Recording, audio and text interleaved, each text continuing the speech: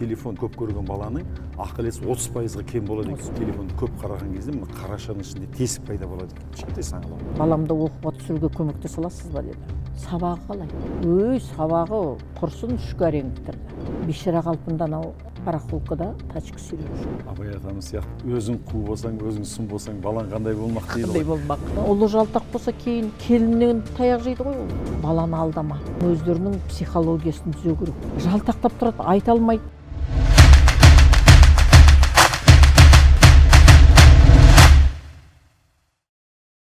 Армысыздар, құрметті Нұрсила каналының көрермендері.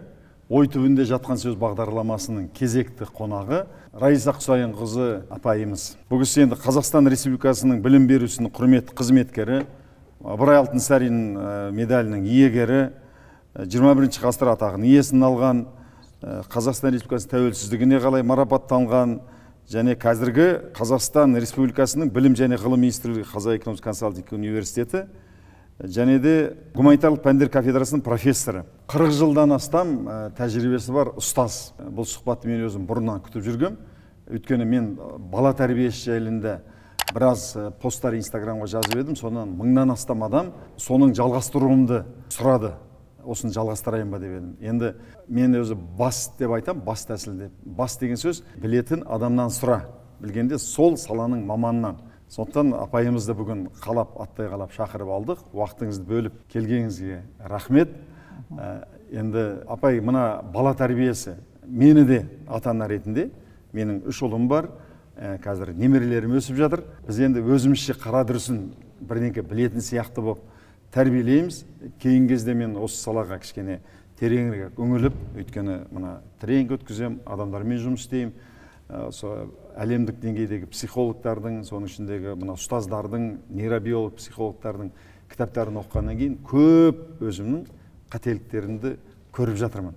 Енді өмірлік тәжірибеміз бірдеңке білеміз деп ойлаймыз, бірақ нақ маманмен сөйлескен кезде өзіңнің түк білмейтініңді түсінеді екенсің. Енді сіз 40 жылдық тәжірибеңіз бар, және әлемнің қанша мемлекетін аралағансыз, өзіңіз қазір кітап дайындап жатырсыз. Сол кітабыңыз не туралы болады, қашан жарық көреді, және кімге арналған осы жайлы бір-екі ауыз айтып кетсеңіз. Сәлеметсіздер ме? Жалпы бұл кітапты тіл дамыту сатыларына арналған кітапты жазуға мұрындық болған Нұрлан балам. Себебі детсад балабақша ашқаннан кейін ол жердегі келіп жатқан бала зерттеле бастады, және тәрбиешілердің білім деңгейі қатты мен алаңдады. Сол себепті күнделікті сабаққа дайындалу жаға бұл кісілерде кішкене ақсап жатқаннан кейін тренингтер өткізе бастадым. Міне осы тренингтарыңызды неге жазбайсыз? Тәрбиешілерге арналған. Сонымен ол тәрбиешілерге арнап жатқан тренингтарымды жаза бастадым, және де оның алдында басқа өзім тарих пәннің маманы болғаннан кейін тұлғатану, яғни алаш қайраткерлерінің және тарихтағы өз орны бар азаматтар туралы кітап жазып жатқам. Соны қойып қоюға тура келді. Өйткені мынау қазіргі күннің талабы болды. Сонымен алып келген ата-аналарды зерттеген кезде 3 жас, 4-5 жасқа дейін тілі шықпайтын баланы алып келеді. Не өзіне өзі қызмет істей алмайтын балаларды алып келеді. Не тамақ іше алмайды, не сөйлей алмайды. Осындайға басқа ұлттың баласы келген кезде тақылдап тұрады, шіркін-ай, неге бұндай болды? Сонымен өзімнің немерелерімді де зерттей бастадым. Сонымен туа салып бір көзін ашып әке-шешесін танығаннан бастап бұл балаларға кіре келе салмен бесік жырын қою керек екен. Мына бұл кітапты жазғанда әсіресе мынау Ахмет Байтұрсыновтың отаншылдыққа тәрбиелеу үшін туылған сәттен бастап тәрбиелеу керек дейді екен. Оның кейін Мағжан Жұмабаевтың педагогикасында әрбір тәрбиеші баланы ұлт дәстүрімен тәрбиелеу деп міндеттейді екен. Міне осы қағидаларды басшылыққа алдымда неге біз бесік жырын бастамаймыз? Осы бесік жырын айтып отырып, ананың алдымен балаға деген махаббат оянады. Әке-шешесін тани бастағаннан балаға сөйлемеңдер дейді бізде. Ал қысқа ғана жай өй, күчік не болмаса, өй, атаң аузынан түсіп қалғанда екесі не болмаса, өстіп қане сөйлейді. Ал шын мәнінде сол жерде өзіңнің кім екенін, баланың атын атау, сөйлей беру, әнді айту, жаңа тақпақ болса да айта беру, соның мынау подсознание дейміз ғой, миына жазылып қала береді екен. Апай, қазіргі заманда мен ойлаймын, қазір балалардың бесіктен бастап дұрыс тәрбие алмай жатқаны, біреуі сол күйбең тіршіліктің қамы, анадан қалып қалмасам, мынадан қалып қалмасам деп, оның кейін мына қазақтың кредиті бар, тойлары бар, бітпейтін, соған дұрыс көйлек киіп бару керек деген сияқты сол ақша табудың жолымен жүреді, баласына көңіл бөлмей қалады. Екіншісі, ата-ананың өзінің көңілін аулап тұратын, қазір Инстаграм бар, телевидение бар, YouTube бар, одан кейін басқа бір каналдар бар. Одан бітпейтін сериалдар, бітпейтін бір сайқымазақ, күлкілі бірдеңелер келіп отырды, ата-аналар ана телефон шұқылап кетеді. Ал баланы не бір күтушіге береді, не мультик қосып қояды. Мен қазір немерелеріме келгенде көбінесе үйде байқадым, олар мультик қосып қояды екен. Сонан кейін қазір соған тыйым салдым. Үйде қазір кіші немереміз бағып отырмыз, мен әйеліме айттым, мүлде телевизор қоспа, қазірден бастап үйретпе. Одан да әңгімелесіп, сөйлесіп, мен келгенде домбыра тартып беремін дегендей. Осы екі үлкен проблема ғой деймін да, осы балалардың. Осы үлкен проблема, дұрыс айтасыз. Содан кейін жақында бір жастау ұстазымен сөйлессем айтады, мына шетелде үйрене салысымен оларды ата-ана болуға дайындайды, арнайы курстардан өткізеді. Содан бала болғаннан кейін әкесінде, шешесінде апарып оқытып дайындайды. Бізде осы жақ ақсап жатыр ғой деймін, осы неменен анша біле бермеймін. Өте дұрыс айтасыз. Осы алдымен ата-ананы өзін тәрбиелеу керек. Алдымен сол мына кітап сол ата-аналарға арналған. Сол жерде балаға не айту керек екен? Ана көзін ашқаннан кейін, перзентханадан келгеннен кейіннен бастап не істеу керек о баланың болашақта шешем болса да, үлкен қызмет істесе де, лидер болып шығу, сол перзентханадан келе салымен жаңағы бір 10-15 күннен кейін сол санаға жаздыра беруіміз керек екен. Айта беруіміз керек. Сол үшін анау ата-ана өзі бесік жырын білмегеннен кейін үйрену керек, ең жоқ дегенде 4 жолынан бастап үйренсе.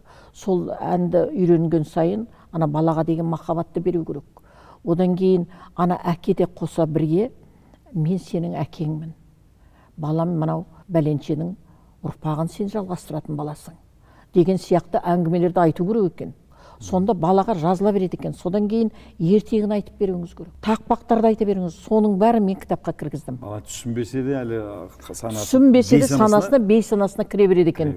Бұл жапондық анау ғалым, өзіңіз білесіз, Sony компаниясының президенті, ол кісі енді педагогикаға қатысы болмаса да, сол бүкіл осының бәрін 3 жасқа дейін беру керек дейді. 3 жасқа дейін кеш болады. Міне, соны қарап тұрсақ, шын мәнінде 3 жасқа дейін бүкіл білімнің бәрін ата-ана беру керек. А егер өзіңнің сол 1 жасқа дейін болмағанда берсең, онда ерте 1 жаста тілі де шығады, 11 айда аяғы да жүреді. Мына қазақтың халықтық педагогика дейміз ғой, соны өзімізше менсінбейміз кейбіреулер. Қуырмаш, қазір мелкая моторика, ойбай Монтессориді оқу керек дейді. Ол Монтессориді біздің қазақ баяғыда өз-ақ мына қуырмашты бас бармақ бала үйрек, ортан теректеп, баяғыда осыны қайтадан жұмғызып, ашқызып отырып, үйретіп, мынау неғұрлым қимылдаған сайын тіл қимылдайды екен. Одан кейін бесік жыры, мынау адамның өзінің болашақта қай ұлттың азаматы екенін білдіреді. Болашақта соған аңсап тұрады өз ұлтының әнін. Маған бір орыс баласын алып келді. Жер тепкілеп кірмеймін деп. Содан бір тәрбиешім не қосып қойған екен, орысша музыка. Жағы музыканы естіп, жағы орыс баласының қуанғанын әке шешесін ұмытып кетті. Міне өнер деген қандай. Апай, мен мынандай бір құбылысты байқаймын. Менің замандастарым, бір таныстарым бар, бір жақын таныс, алыс таныстар бар, араласатын біраз орталарда. Сол жерде мына орыс мектебін оқыған қазақтардың шешелері, көбінесе әкеміз енді ерте өмірден өтіп кетеді ғой, шешелеріміз 10-15 жыл ұзағырақ өмір сүреді. Солардың 99% деп айтсам болады, шешелер бөлек, бір бөлмелі, 2 бөлмелі үйде тұрады, болмаса коттеджде тұрады, күтуші алып беріп қойды. Балалары бөлек. Жағдай бар болса да, тіпті жағдай жоқ болса да, мен соны талай рет байқадым. Енді біреу болса жарайды, енді баласы кішкене қатыгез болып туған деп айтса болады. Бір емес, 5, 6, 10 шақты адамдарды бүйтіп айтып бере аламын. Ол сол бір құбылыс. Содан кейін айтамын, енді ауылда өсті ме, қалада өсті ме бәрібір. Содан кейін бір жастармен сөйлесіп отырып, айтамын да, мына қазақ мектебін бітіргеннен кейін 5 жылдан кейін, 20 жылдан кейін бір кездесулер бар ғой. Солар болады да, ана орыс мектебін бітіргендер айтады, біз мектеп бітіргеннен тарап кетеміз, бізде ондай бас қосу, кездесу, бауырмалдық жоқ. Осы неге осы бір қазақтың балалары, біреу өз ана тілінде оқыды, ата-анасына деген қалай да құрметі бар. Ал енді ана орыс оқығаннан кейін нағып ата-анасына құрмет жоғалып кетеді. Болмаса жаңа мектептегі балалар да айтады да, бір-біріне деген бауырмашылдығы осылай азайып кетеді. Осының құпия құбылысы неде, сіз айта аласыз ба? Мен де өзім орыс оқыдым. Орыс мектебін, университетте орыс оқыдық. Жалпы бұл орыс халқының білім берудегі идеологиясы бөлек қой. Біз мықтымыз. Бізге жетер ұлт жоқ. Міне осылай өсіретті, соның кейін анау басқа ұлттар кішкене төменшіктей береді. Жоқ, ата-анасына деген жаңа құрметіне жоқ. Ал енді сол ата-ананы өзінің қазақ ата-анасын менсінбейтін деңгейге жетеді. Яғни ол отсталый. Өйткені ол пережитки старого көп ол кісіде. Керегіне анау жетін анды пісіріп, анау ата-бабаны алып, керегі жоқ бұда. Құрметтеу. Қазіргі күнмен өмір сүруіміз керек. Жить для себя деген. Жить для себя. Көп баланың керегіне. Бір бала болса жетеді. Міне осындай мықты енді бұл кісілердің керемет жаңағы жүргізіп отырған енді ойы деп айтсақ та болады. Енді үлкен сөзбен айтпай ақ қояйық бұл жерде. Жалпы мен айтар едім, өзіңізді болашақта құрметтейтін, айналайын анашым, айналайын әкешім дейтін сөзді айтатындай болу үшін қазір перзентханадан шыққаннан бастап балаңызға бар махаббатыңыз салыңыз. Сол ұлттық халықтық педагогика негізінде тәрбиелеңіз баланы, бар өнер біліміңізді салыңыз, тәрбиелеңіз. Өйткені біздің ата-бабаларымыздың бүкіл 13 жасқа дейін бәрін тәрбиелеп тастайды ғой. Жаңағы шешендік өнерді ешқандай кітаптан үйренген жоқ қой. Сол шешендік өнерді қазір үйрене алмай жатыр емес пе? Кітаптан қазір анау арқан есу, тіпті мынау түрлі мынау қазіргі өзіміздің колледжда оқытып жатқан қол еңбегінің түрін сол ата-бабамыздан қалған дүниені ұқсата алмай жатырмыз. Апа, енді мынандай сұрақ келіп тұрды көкейіме. Енді жаңағы айттық, ата-анаға деген құрмет, үлкенге құрмет деген қазақтың балаларында бар да, бірақ бір ұяңдық, бір өзін төмен санау. Енді былай дөрекілеу айтатын болсақ, ынжықтық басымырақ болады да. Осы біздің қазақи тәрбие алып, қазақ мектебінде оқып шыққан балаларда соны жиі байқаймыз. Өзімізді айтамыз енді. Бір 20-30 қазақтың балалары отырып, бір-екі ана орыстың кіріп кетсе, біз ыңғайсызданып, түсінбей қалам екен деп, шәлдірлеп, бүлдірлеп, орысша көшіп кетеміз. Что ты делаешь? Садись, не надо. Что ты? Ага. Что я делаю? Апа, дома нету. Так устала. Хочу спать. Давайте мы пошлем вас в спальню, и вы немножко вздохнете. И опять встанете на ноги. Мен жақында круизбен шетелге барып қайттым. Біз 10 шақты қазақтың отбасылары саяхаттайтын бір қалаға келген автобусқа отырамыз ғой. Сол кезде бір-екі орыстың әйелі келеді да, ана бүкіл жүргізушіге тілді білсін, білмесін, өзінің орысшасын қосып, біз неғып тұрмыз, неге бұлай дұрыс істемей жатсыңдар деп өктемдік жүргізіп, өзін еркін сезінеді. Біз әк жерден дөмей отырамыз. Мен 2-3 жерде қасымдағыларға айтам да, бізді қараш, біздің бойымызда бір ынжықтық бар. Менің шешем марқұм бір қонаққа барсын, болмаса өзіміздің енді құдайға шүкір шешем 30-40 шөбересі болды. Соларға айтады, ана орыстың балалары тақылдап тұрады. Тақпақ айтсын, бір жерде білсін, білмесін, біздікілер артқа қарай тартып, ұялшақтап, балабақшада болсын, сөйтіп тұрады да, соған сол кез қатты ызасы келіп отыратын.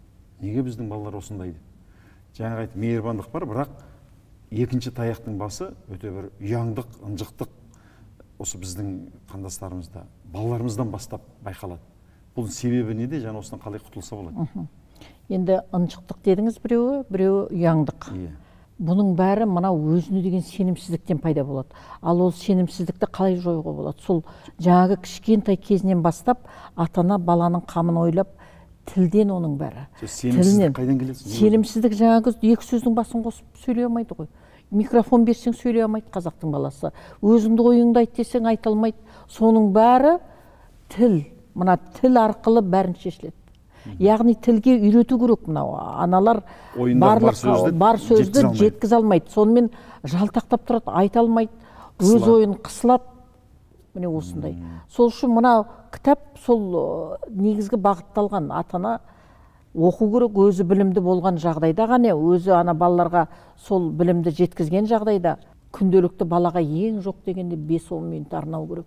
Әл-Фараби бабамыздың айтатын сөз өнері дейтін де, логика бар, одан кейін соны тілмен жеткізу бар да, сөз өнері, сөйлей білу, шешендік.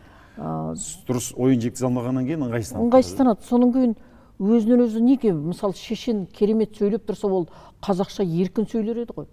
Вот сол өзінің тілінде сөйлей алмайды ғой. Мінекей балам, сендерге құрт әкелдім ауылдан. Құрт. Червь. Не, мам, спасибо, не надо. Бать, мы ж не китайцы, казахи. Мыналар қазақпыз дейді ғой. Над чем они смеются? Не знаю. Соның кейін апай, осы бізге қайдан келді? Мысалы, бізде сондай немеде өстік. Қонақ келсе, бәрімізді тырқырат бір бөлмеге қамайды.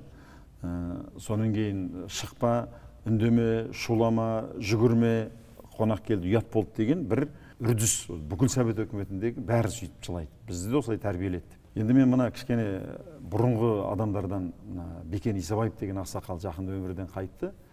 Ұлылар мекені деп, бүкіл Абайдың, Абай жолына кірмеген әңгімелер, тарихы, жеке басының бір істері жайлы көп керемет жазған. Сонда сол замандағы бір байды айтады да, сол біреуге қонаққа барар кезде үйінде патшасы бар ма деп сұрайды екен. Патшасы бар ма деген 5 жасқа дейінгі баласы бар ма деп. Өйткені дейді 5 жасқа дейін жас бала болса, ол ана қонақтың мазасын алады. Қазақ ол кезде тимайды екен өте. Бетіне қақпайды екен. Нағып біз осылай баланы бетінен қағып, тежеп тәрбиелейтін бәле қайдан келді бізге? Бұрын балаңды 5 жасыңа дейін патшаңдай, 13 жасыңа дейін досыңдай, ары қарай құлыңдай жұмса деген халықтық педагогика. Нағып сол ана баланы кішкентай кезінен біз төпіштеп тастайтын болды. Төпіштеп тастаған енді ода бір идеологияның аздап болса да салқындығы бар бұл жерде. Кеңестік дәуірден қалған, яғни барлық жерде тәртіп болу керек, жасанды тәртіп жасау. Бастықтар келеді. Бастықтар келе жатыр, яғни алдымен соларды ойлау, баланы ойламау, баланы содан қалған тамақты жесің деген сияқты. Міне осындай жалтақ қып тәрбиелеген өзіміз кінәліміз.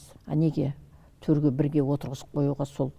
Ал енді әрине ол кейін анау советтік заманда арақ араласқан жерде боқтық ауыз сөздер айтылғаннан кейін кейбір саналы ата-аналар естімексе екен дейді.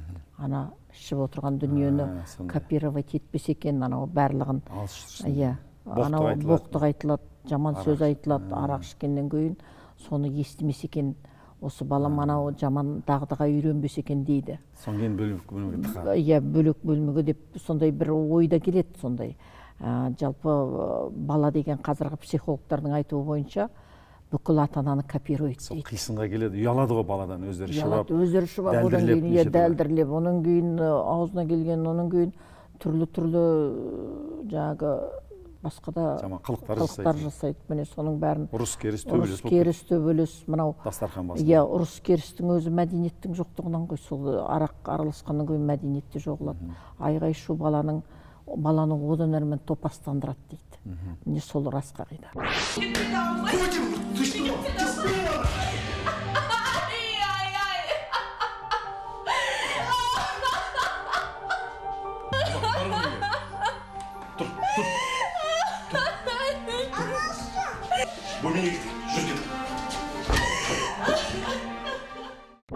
Мен қазір осы бір мықты ғалым, психолог, Йель университеті, Гарвард университеттерінің профессоры болған Карел Дуэк деген ғалымның кітабын оқып жатырмын. Солның айтуынша баланы бағаламау керек деп. Мақтаған кезде де баланы сен ақылдысың, сен таланттысың, сенің қолыңнан керемет келеді десең, ол кері әсерін береді екен дейді. Оған бала мақтанға әбден үйреніп алады да, наркотик сияқты.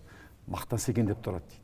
Бір қиын нәрсеге қарай аяқ баспайды, қиын өзі күрделі нәрсені игере алмай қалса, елдің алдында ұятты болып қаламын деп, сол мақтан күтіп үйреніп қалады. Сондықтан оның талантты деп мақтамау керек. Негізгі айтады, ол кісінің айтуы бойынша 1%, 2% бір ақыл-есі кем балалар дүниеге келеді өмірде. Қалған 98-99%-ның баланың бәрі талантты. Тек оны бұзатын ата-ана дұрыс тәрбие бере алмайды. Соңын балабақша, мектеп, соңын оларды сорттайды. Сен 3-ші, 2-ші, 1-ші сорт, сен жоғары сортсың деген сияқты. Сол жерде мақтаудың өзі анша дұрыс емес дейді. Осы жайлы сіздің пікіріңіз қандай? Ата-ана өзі балаға бағыт беру керек. Мақтау дегенді мен білмеймін, мен мақтамаймын. Мақтау қандай жағдайда? Егер сен сол жұмысты бітірген жағдайда ғана мақтаймын.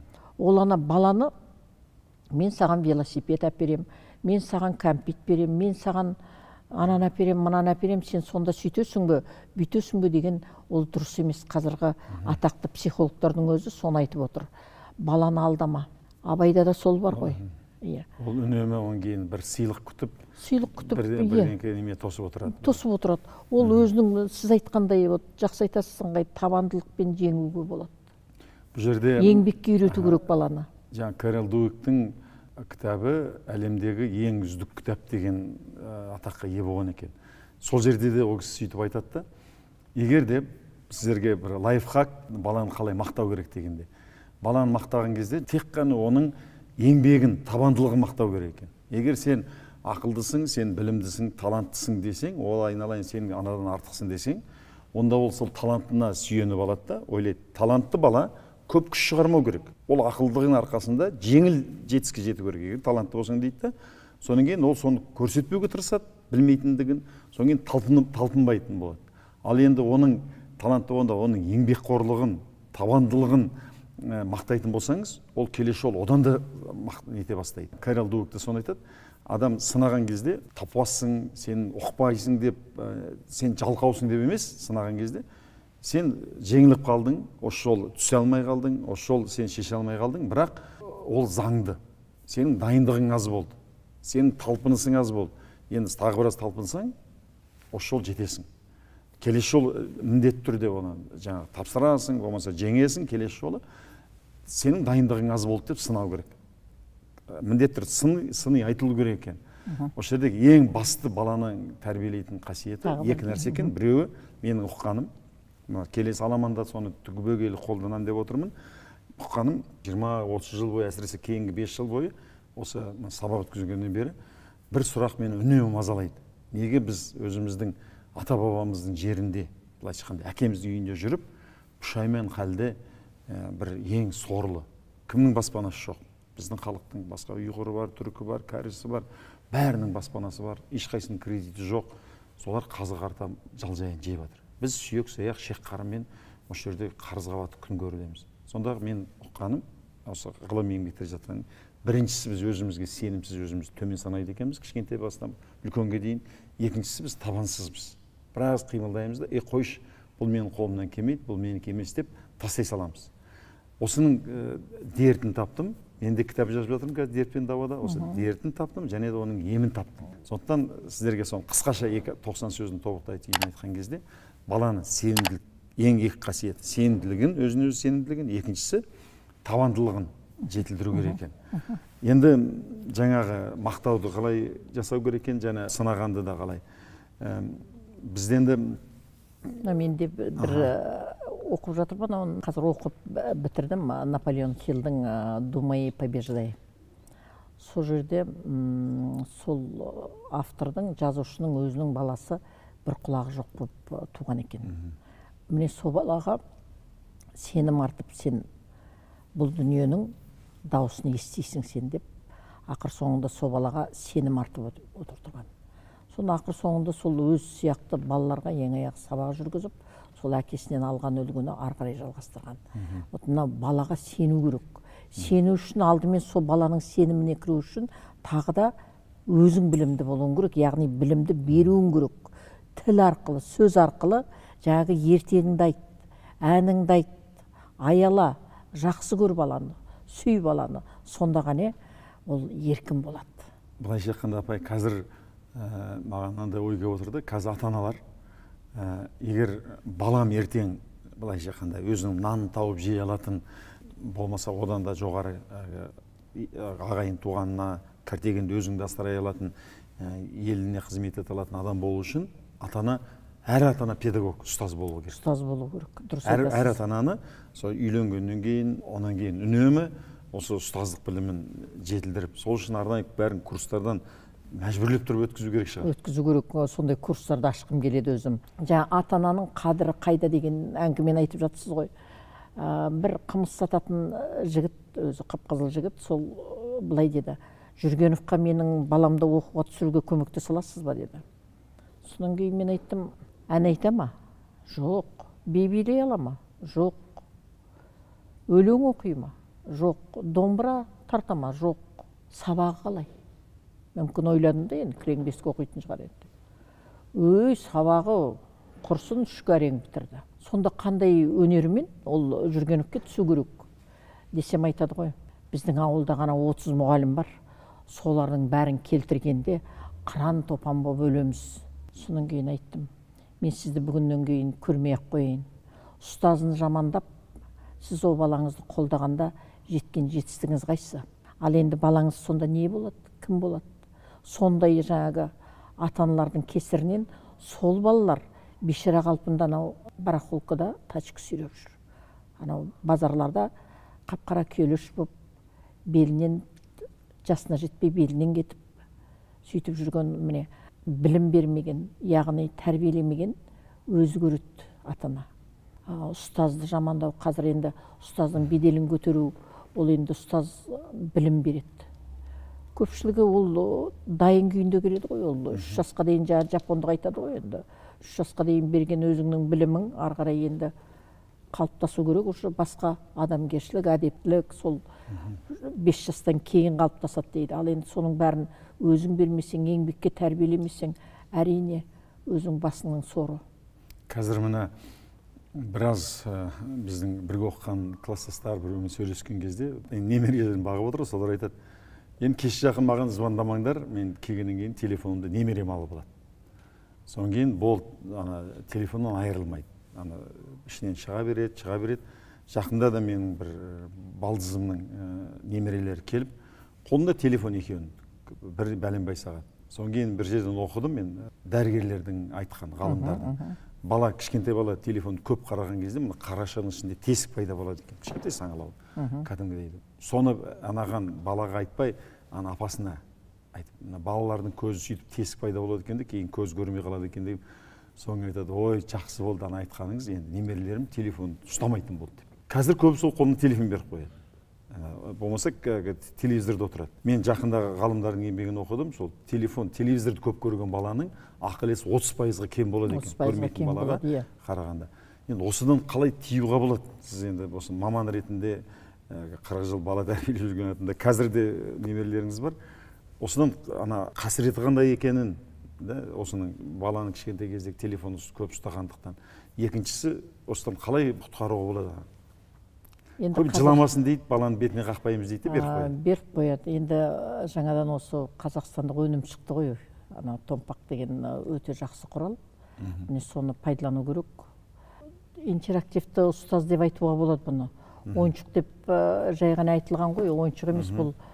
Тіпті бастауыштың мұғалімдарына да, орыс класстарына қазақ тілінен беретін мұғалімдарға да өте жақсы құрал. Мен жақында немерем алдым, жарнама деп санамаңыздар, дегенмен 4,5 жастағы немерем қазір осыны күнделікті қарап, енді шыны керек, қалай болғанда біздің ұлдарымыз, келіндеріміз бесік жырын, совет өкіметі өсті көп құлақтарына құйып біле қоймайды, күйік жағынан да біраз білгенмен өздері домбырады тарта алмайды деген сияқты.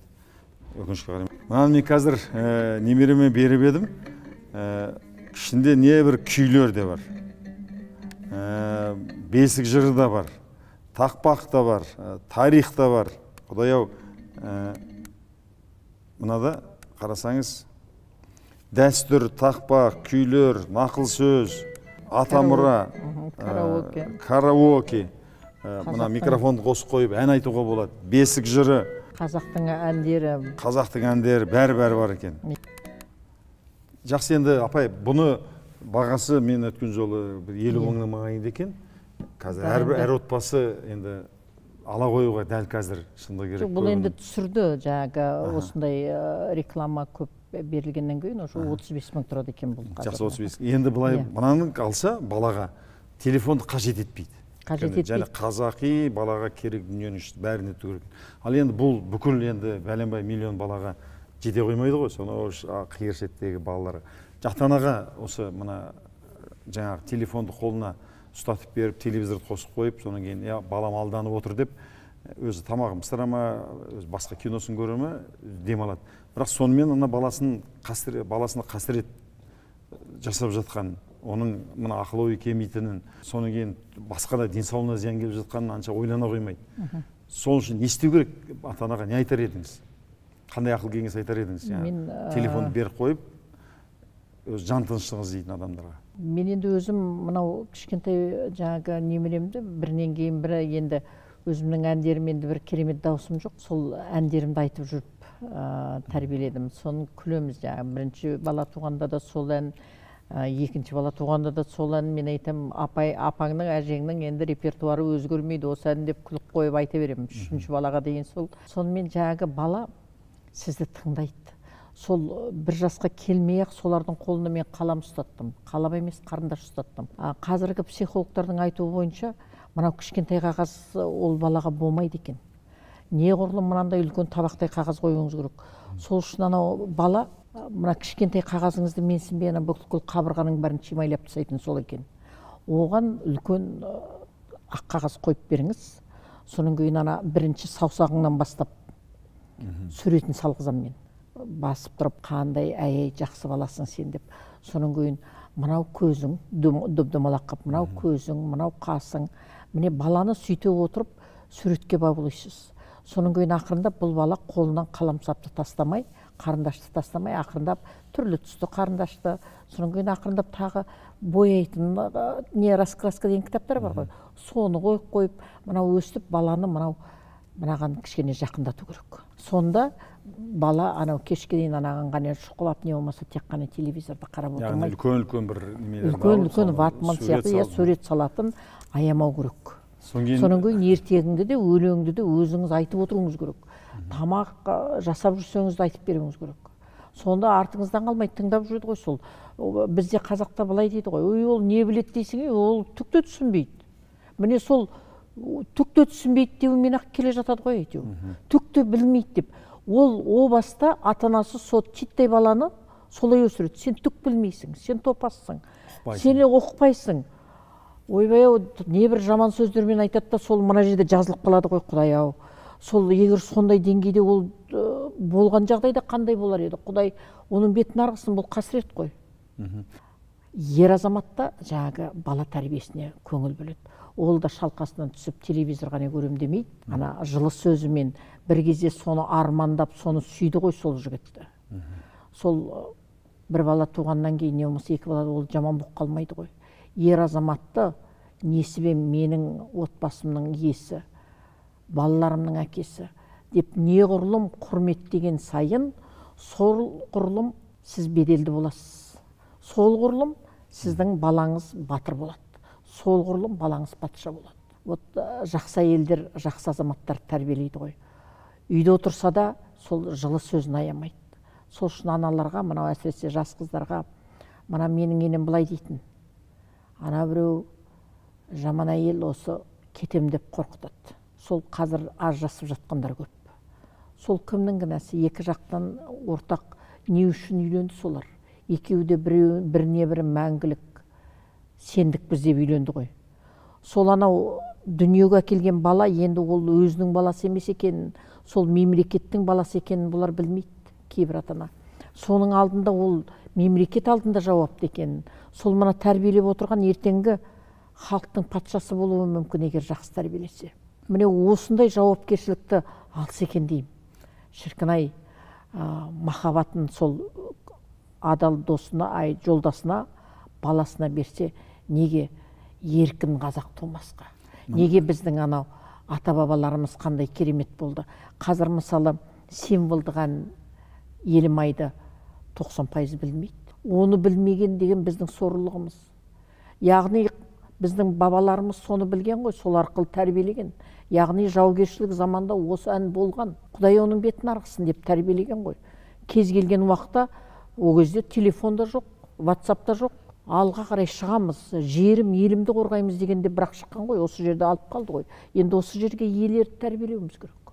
Қазіргі мына қыздардың бір жағынан қазақтың қыздардың жоғары білім алып, жоғары қызмет істеп, үлкен табыс тауып жатқаны бір жағы жақсы да, екінші жағынан соның бір кері бір жағында мен байқаймын. Өйткені сол кім көп табыс тапса, кім жоғары қызмет істесе, соның кішкене өктемірек болады ғой. Соның күйеуін не қалай болса солай сөйлеп, күйеуінің мысын басып, жиын тойларда кейбір әйелдер алдыға шығып сөйлеп атады. Ана қыздың жолы жіңішке дегенді айтады да қызды алдыға шығарады. Соның керісінше қыздың жолы жіңішке, қыз екінші болып сөйлеу керек. Мүмкін сөйлемей қою керек екенін оны ұқпайды да. Соңын сол отбасындағы көріп өскен қыз, соңын кейін еркекті сыйламайтын болады, ер азамат. Сол семьядағы анасының доминант болып өскен ол кейін подкаблучник дейді ғой, ынжық болып шығады. Соған келісесіз бе? Енді ол мысалы қызметті өзімізді істедік. Барлық салада жүрсек те қызметті істедік, оқуды да басқардық, ғылымды да басқардық. Но бірақ енді сонда да үйге келгеннен кейін сен әйел екеніңді ұмытпауың керек. Ер азаматтың алдында. Ер азаматтың алдында ойбай-ау, мен сенен мықтымын деп қайтып айтасыз. Атам қазақ өзі айтып кеткен ғой, алтын басты әйелден бақыр басты ер азамат артық деп. Сол үшін қызмет істедік, істемедік емес. Бірақ психологтардың айтуынша бүкіл анау барлық қандай жағдайда болса да сен анау табалдырықтан аттағаннан кейін ұмытуың керек. Сен өзіңнің мәнсабың үлкен әйел екеніңді, беделді әйел екеніңді, сені ең жақын өзіңнің сүйіп қосылған жолдасың тосып отыр, сенің амандығыңды тілеп. Сен ертең бір жағдайға ұшырасаң, сол жолдасың ғана саған жаны ашиды. Анау көздері бақырайып сенің амандығың тілеп отырған, анамыз қашан келеді деп отырған ана балаларың ғана сенің қадіріңді біледі. Ал ана жерде тек қана сенің профессионализм, яғни еңбегің ғана керек. Ертең бір жағдай болса, сен керек жоқсың ол жерге. Бюллетеніңді бір ай төлеп берер, жабылып көме салар тіпті болмаса. Ал бірақ сенің нағыз жанашырың, сенің өзің сүйіп қосылған ер азаматың, соның қадіріне жету керек. Жаңа әйел адам күйеуіне өктемдік жасау, өзінің егосын көтеру арқылы баласын тәрбиелеп жатқанын ұқпайды ғой көп әйелдер. Ұқпайды ғой. Ананың көріп, баласы оны естіп санасына кіріп жатқанын. Ол кейін анау баласы жалтақ болса, кейін ұлы жалтақ болса, кейін келіннен таяқ жейді ғой ол. Соңын қызы өте өктем болса, кейін күйеуін тыңдамай ажырасып қайтып келеді. Міне осындай жағдайлар бәрі айланып келгенде үйдегі ата-анаға байланысты ғой. Мына о баста семья құрған екі адам бәріне жауапты. Семьяның болып кетуі де, баланың мықты тәрбие алуы да, барлығы ана, негізгі анаға байланысты. Ана қиыншылықты көп көргеннен кейін көп ата-ана, ойбай, біз көрген жоқпыз, біз ішпедік, біз жемедік, біз кимедік, сендер көріңдер, сендердің табаныңа батқан шөгірмен маңдайыма батсын, ішіңдер, жеңдер, киініңдер деп көбінесе бір баласын бұзатын ата-аналар көп қой шындығында. Оны көп естиміз. Біз көрдік қой, сендер көріңдерші, жүріңдерші, ішіңдерші, жеңдерші деп. Ондай ата-аналар толып жатыр. Солар жағы бала қу ғой, марионетка жасап алады ата-аналарды. Қымбатты сотканы алғызады. Сонымен қымбатты сотканы бірінен бірі ұрлайды. Ондайға да арасына түстік. Сонымен жағы бізге түскен ата-аналар болды, сол ұрлық жағынан әңгіме болды. Сол кезде мен айттым, сіздер немене үшін алып келдіңіздер балаларыңызды. Мен өзім сабақ берем, осыларға бір үштен көз ашпады. Бұлар қайдағы артист болады? Актер деген анау сахнадан халықты тәрбиелейтін адам. Аузынан не сөз шықпайды, анау жүргізуші де бола алмайды ғой балаларыңыз. Міне қанша жыл болды. Не үшін ұстап отырсыздар? Сіздерді мынау мұғалім жаман, бәлен жаман, түген жаман, анандайды әпер маған деп, сіздер бұның құлы болғансыздар әбден. Сіз әке екеніңізді ұмытпасаңызшы, сіз ана екеніңізді ұмытпасаңызшы. Деп мен міне осылай айтамын, бекер обаліне бірде-бір ата-ана маған қарсы келмейді. Мен енді өмірден алған шындықты айту керек. Сонда ғана жаңағы ұстаздың беделі болады. Егер на поводу дейді ғой жаңағы, бір классымызға қыздар мына көз дегенді бояп тастаған, кірпікті көтере алмайды, кітапты оқи алмайды. Сонымен замечание не жасадым, мынау болмайды ғой, ертең келесі сабақта маған кірмей-ақ қой, не болмаса келмей-ақ қой, ой басқа, мақсат басқа сенде, значит, деген сияқты. Сөйтсем, ертесінде ата-анасын алып кепті. Содан директорға шақырып, ойбай, бұл баланы неге ұрыстыңыз енді? Мен айтам, бұл жерде бізде ереже бар емес пе? Оқушы оқушыдай болып келу керек. Шашын түрлі түсті бояққа бояп келеді. Мен айтам, бұл жерде мынау қазақ классы ма, әлде мынау қай жақтың балалар отыр? Қазақтың қарапайым қызы деген қара шашымен отырмай ма екен мақтанып? Сендер айналайын, мына менің жасыма келгенде андағы шаштан не қалады? Менің қазір біліммен шашым қарай, мен басқа білмеймін деп айтып қойып етті. Содан жаңағы балаларға айтамын, менің шешем қазір 85-ке келіп отыр. Анам маңдайыңдағы шашты қима, бағың қиылады дейтін. Етегіңді қима, бағың қиылады дейтін. Міне сөз ұғып, сол екі нәрсені істемедік. Талай адам айтты, үй шашынды қиып тастамайсың ба? Жас көрінетін боласың деп. Ой, көріп жүрміз ғой жас көрінгендерді. Содан кейін апай, қазіргі тағы да бір қоғамның дерті. Мен қазір жастармен көп жұмыс істеп жүрмін. 20-25 жастағы қыз жігіттер мүлде кітап оқымайтын, ана көзім жетті. Ана шығарманы сұрайсың, мына шығарманы сұрайсың, тарихты сұрайсың, философтарды сұрайсың, әдебиетті сұрайсың, құдай-ау, ештеңке оқымаған болып шығады. Мектептің программасын оқытқан бағдарламасындағы біраз нәрсені біледі, ары қарай кітап оқудан қалып бара жатыр. Өйткені ақпарат тасқыны. Қазір мына клиповое мышление, клиптік ойлау деген бір қасірет келе жатыр. Мына ғалымдар қазір дабыл қағып жатыр. Жалпы 1909 жылдан бастап 2013 жылға дейін адамдардың ақылы ойы, мына интеллектісі, IQ өсу үстінде болған екен. Өсу үстінде келді. Ал 2013 жылдан кейін мүлде төмендей бастаған. Өйткені біз қазір бір жерге барсақ, 300 теңгенің тұратын нәрсенің 7-ін бер десең, калькулятор іздей бастайды. Мына баспен есептейміз, қолмен есептей саламыз. Бір жаққа бару үшін қолымызда карта бар, ана қазір. Google карта, Тугис, GPS деген бәле бар. Бір нәрсені іздегіміз келсе, Google-ға кіреміз де, содан қарай саламыз. Содан кейін ешқандай басты қатырып керек жоқ болып қалды, адамдар топастанып бара жатыр. Кітап оқымайтын болып бара жатыр. Бұл үлкен қасірет.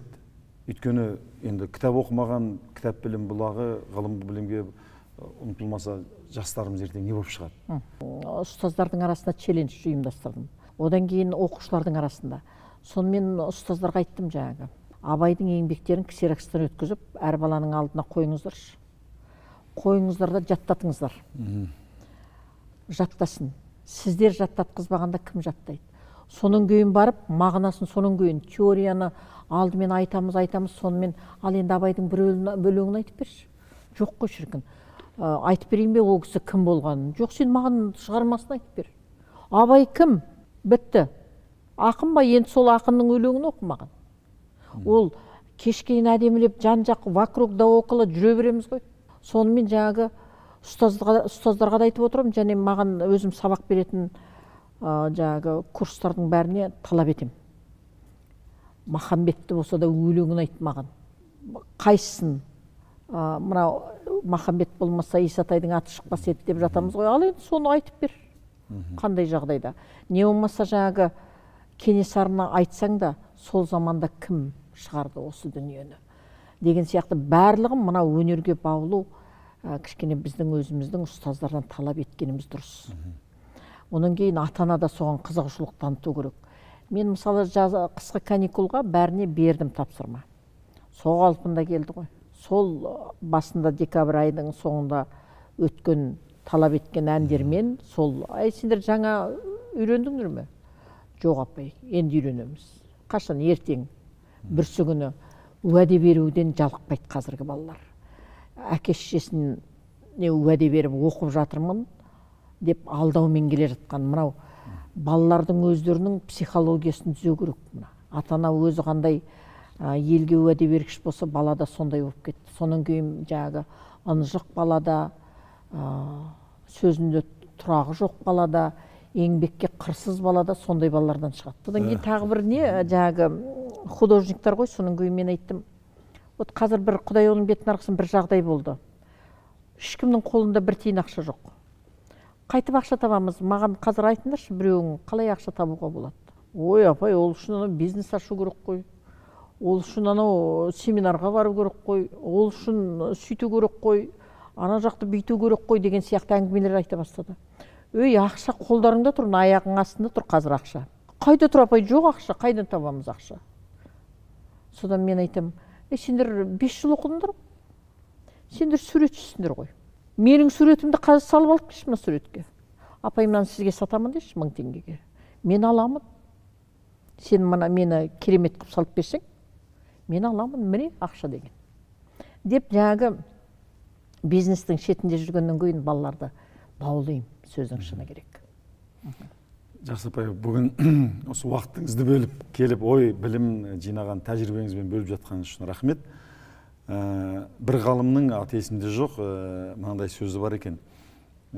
Біреуді жеке басыңның үлгісімен тәрбиелеу, ол ең керемет тәсіл емес дейді. Ол жалғыз тәсіл дейді. Бір мына диқан егін егеді екен де, үлкен 2 гектар жерге күріш егеді екен. Содан кейін ана 2 баласы бар екен, жасөспірім. Соны таңның атысы, күннің батысы, арқа етін арқа, борбай етін бор шағып жұмысқа салады екен. Соны көрші қолаңы, ағайын туғаны әгі диқанға айтады дейді. Әй, ақшадан өлдің ба? Осынша балаларды қинап аямайсың ба дегенде, әгі диқан бүйтіп жауап беріпті. Айналайындар, мен күріш өсіріп жатқан жоқпын. Мен бала өсіріп жатырмын деп. Сондықтан біз өз жеке басымыздың үлгісімен тәрбиелемесек, өзіміз ана балалармен бірге жүріп, жаңа диқан сияқты еңбек етпесек, бұл жерде мысалы өзіңіз үйде отырып, бірау кітап оқып, сол кітаптан тоқыған нәрсеңізді айтып, баяндап отырмасаңыз, балаңыз қайдан кітап оқиды? Қайдан кітап оқиды? Сондықтан үлгі алады. Тағы бір не бар, айтсам бекен. Жаңа сіздің сөзіңізге байланысты диқан дегенмекші, баяғыда бір патша болыпты дейді ғой, жаңағы халқын шақырып алып бәріне дән үлестіреді. Келесі жылы қайсының ең әдемі гүл өсіріп алып келесіңдер, соған тағымды беремін мен деп. Сөйтсе ол ханның ұрпағы жоқ екен, баласы жоқ. Сонымен келесі жылы патшаның алаңының алды толған халық дейді, жаңағы барлығы бірінен бір өткен гүл ұстап тұрғандары. Сонымен ортасынан жарып ап, мына жағына қарайды, мына жағына қарайды. Қараған сайын көңілі жаман боп, тұнжырап. Сонымен қараса ең соңғы бір бала тұр дейді, жаңағы құр ыдыс топырағымен ұстап тұр дейді. Жаңағы баланы көріп қуанғаны жаңағы патшаның жетектеп алып орнына осы бала хан болады. Неге? Себебі мен сіздерге піскенден таратқам. Өнбейтін. Өнбейтін, өспейтін. Ал мына бала жалғандыққа бармаған. Яғни бұл бала әділетті хан болады. Сол үшін анау тәрбиелеп жатқан, өсіріп жатқан кішкентай балаларыңызды болашақ елдің патшасындай қылып тәрбиелеулеріңізді өтінемін. Абай атамыз сияқты, өзің қу болсаң, өзің сұм болсаң, балаң қандай болмақ дейді ғой. Қандай болмақ. Өзің өтірік айтатын болсаң, өзің боқтап, өзің темекі тартып, үйде шалқадан түсіп диванға жатсаң, таңертең сағат 7-8-де көзің тырнап ашып, дене шынықтыру ештеңемен айналып болсаң, бала да сондай болып шығады ғой. Бүгін ой түбінде біраз жатқан сөздерді шығардық деп ойлаймын. Әрине бұл өте үлкен тақырып. Өкінішке қарай біздің телеканалды қоссаңыз, Балапан деген жалғыз каналымыз бар, бірақ басқа каналдағы шығарылған мультфильмдер әлде қайда сапалы, музыка, қисық-қимылмен баурап алып кете ме? Балалар сол басқа каналды көргісі келіп тұрады. Ата-аналарды да, жас ата-аналарды тәрбиелейтін кәсіби деңгейдегі бір курстар ашылып, кітаптар шығылу керек. Сол үшін істеп жатқан еңбегіңіз үшін рахмет. Соның қызығын мына ел халқымыз көреді деп ойлаймын. 40 жылдық тәжірибеңізбен жаңа шыққан кітабыңыз тезірек шығып халықтың игілігіне айналсын. Енді біздің өзіміз қандай боламыз, еліміз қандай болады, мына ұрпаққа тікелей байланысты. Сондықтан қазір біздің ұрпағымызды мына ақпарат заманында интернет бар, YouTube бар, телевидение бар, шетелден келіп, небір өздерінің идеологиясын таңып жатыр, сырға таққан, шаш бояған балаларды ана 91 сияқты топтар дайындап жатыр, соған жанымыз шырқырайды, оларға табыс керек, ал бізге дұрыс ұрпақ керек. Осы жерде бәрін ақшаға, табысқа ғана байлап қоймай, жақсы ұрпақ өсіп шықса деп армандаймыз. Кәртейген кезде зейнетін көру үшін ұрпақ дұрыс болу керек. Келесі Нұрсила каналының келесі бағдарламасында кездескенше сау, сәлемет болыңыздар. Бүгінгі бағдарламамыз ұнаса, астына өздеріңіздің ой пікірлеріңізді жазыңыздар, сұрақтарыңызды жазыңыздар. Апайымызға сол сұрақтарыңызды жібереміз. Осы YouTube каналының астына сол сұрақтарға жауап беруге тырысамыз. Соңына дейін шыдап көргендеріңіз үшін рахмет. Ұрпақтарыңыз саналы да, сапалы өскей. Көптеген адамдар маған, Ахметбек аға, қазақты ойласаңыз, неге сабақтарыңызды тегін бермейсіз? Курсқа қатынасуға ақшам жоқ деп жатады. Осы секілді мыңдаған пікірлерден кейін 12 күндік психологиялық өзгергім келеді атты тегін челлендж бастадық. Қатынасу үшін төмендегі сілтемені басыңыз.